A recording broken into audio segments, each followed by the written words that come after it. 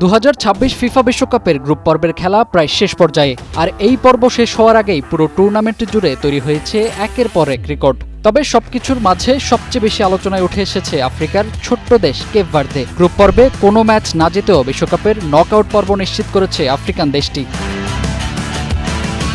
এর আগে European পরাশক্তি Spain, Latin আমেরিকার দেশ উরুগুয়ে আর সৌদি আরবের বিপক্ষে টানা 3 ম্যাচ ড্রয়ে মোট 3 পয়েন্ট অর্জন করেছিল কেপ ভার্দে। কিন্তু সেই 3 পয়েন্টই যেন ইতিহাস গড়ার জন্য যথেষ্ট ছিল। বিশ্বকাপ ইতিহাসে এমন কীর্তি গড়েছিল মাত্র একটি দল। 1998 সালের বিশ্বকাপে চিলি প্রথমবারের মতো এই রেকর্ড গড়েছিল। গ্রুপ পর্বের 3টি ম্যাচেই ড্র করে সেবার শেষ 16তে উঠেছিল দলটি। আর 2026-এ এসে সেই ঘটনারই পুনরাবৃত্তি ঘটিয়েছে আফ্রিকার ছোট্ট দেশটি।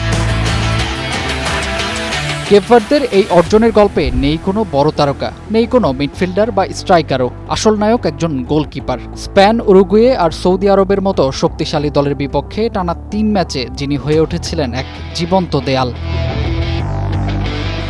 গ্রুপ পর্বে অনেক দল একটি জয় পেয়েও বিদায় নিয়েছে, আবার কেউ 3 ম্যাচে ভালো খেলেও সুযোগ হারিয়েছে। কিন্তু কেপ ভার্দে প্রতিটি ম্যাচ থেকে অন্তত একটি করে পয়েন্ট তুলে নিজেদের নকআউটের আশা বাঁচিয়ে রেখেছিল। আর শেষ পর্যন্ত অন্য ম্যাচের ফলাফলও নিজেদের পক্ষে আসায় নিশ্চিত হয়ে যায় নকআউট।